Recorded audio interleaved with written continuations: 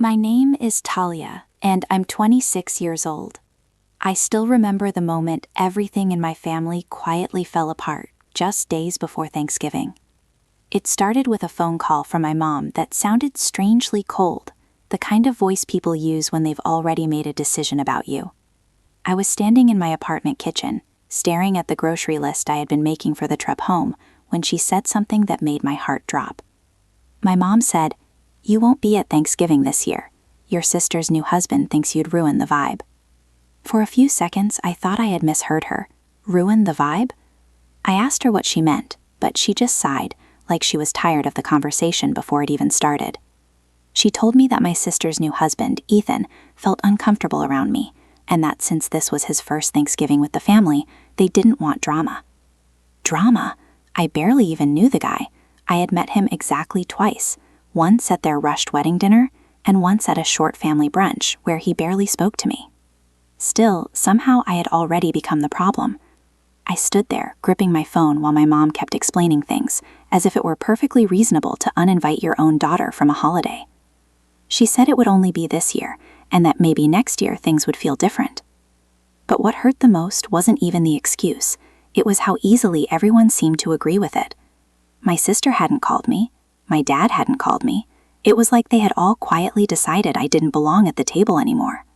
I felt that heavy, familiar feeling I'd had growing up, the one where I somehow ended up being the odd one out in my own family. I wanted to argue, to defend myself, to ask what exactly Ethan had said about me. But the truth was, I already knew how those conversations went. If I pushed, they'd say I was proving his point. So instead, I did the one thing no one expected. I said nothing. I just told my mom I understood and ended the call. That night, I sat alone in my apartment with the silence pressing in around me. Outside, the city was already glowing with early holiday lights, but inside my chest, it felt dark and hollow. I kept replaying those words in my mind. You won't be at Thanksgiving this year. It sounded less like a request and more like a verdict. Eventually, anger replaced the sadness. Who was Ethan to decide whether I belonged in my own family? And more importantly, why were they letting him? I tried to remember our short interactions. At the wedding dinner, he had watched me strangely when I mentioned where I worked, like the information had caught him off guard. At brunch, he had asked me a few careful questions about my job, my office, my position, questions that felt less like curiosity and more like he was trying to confirm something. At the time, I brushed it off as awkward small talk. Now, lying awake in the dark, I wondered if there had been something else in his expression, something like recognition or fear. But the more I thought about it, the less sense it made. I hadn't done anything to this man.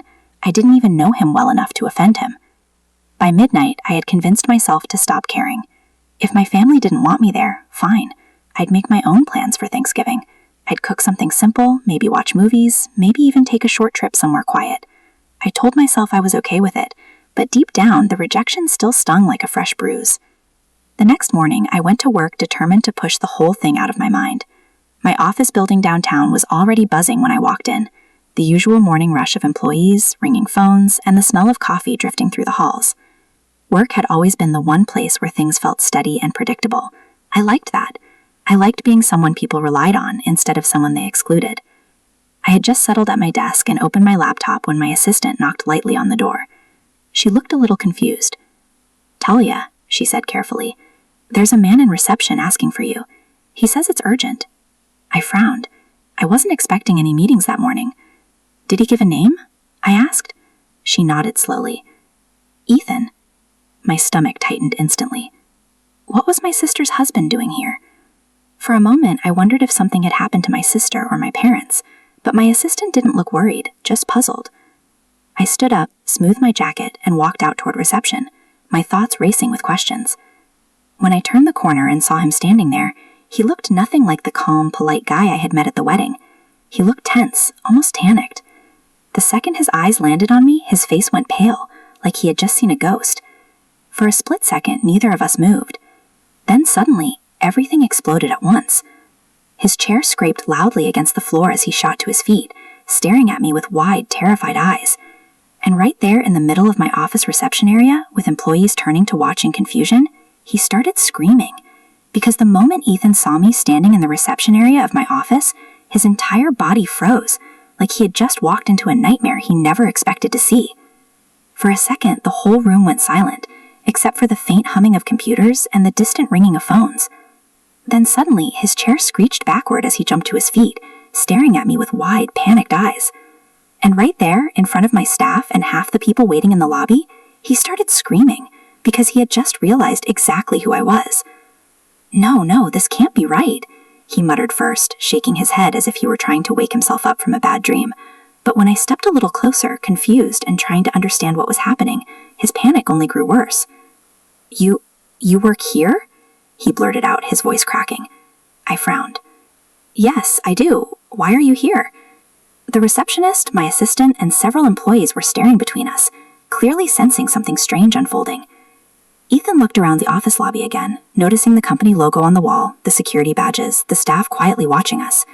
His breathing grew faster, and suddenly his voice dropped into a whisper that sounded almost horrified. You're Talia Morgan, the compliance director. I blinked. Yes. The moment I confirmed it, his face completely drained of color. His hands began shaking so badly he had to grab the back of the chair beside him.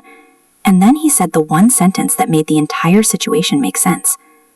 Oh my God, your sister didn't know. At that point, I wasn't confused anymore. I was irritated. Know what? I asked firmly. Ethan swallowed hard. She didn't know you were the person investigating my company. The air in the room suddenly felt heavy. For a second even, I just stared at him, processing the words. Because yes, it was true. I was leading an internal regulatory investigation into a mid-sized financial consulting firm, suspected of fraudulent reporting. It was a complicated case that had been quietly developing for months, but I had never once heard Ethan mention where he worked in detail. At the wedding dinner, he had simply said he worked in financial consulting. I hadn't thought much of it at the time. Now, everything clicked into place all at once. The strange looks he had given me, the careful questions about my job, the tension every time our paths crossed.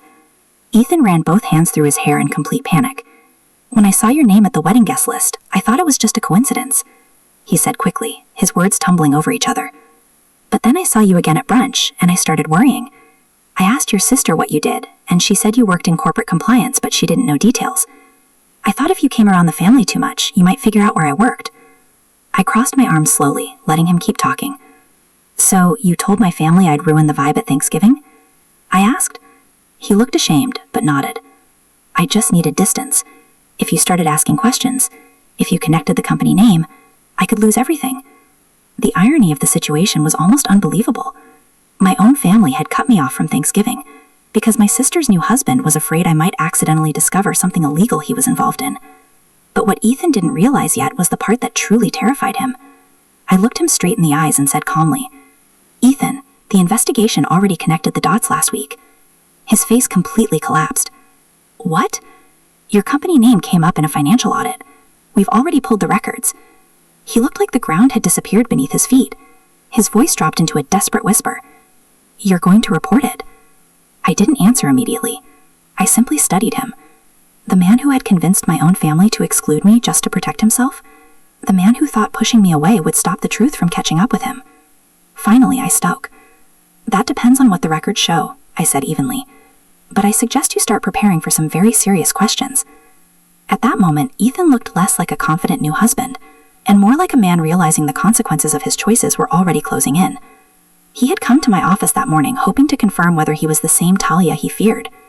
Instead, he had walked straight into the worst possible confirmation.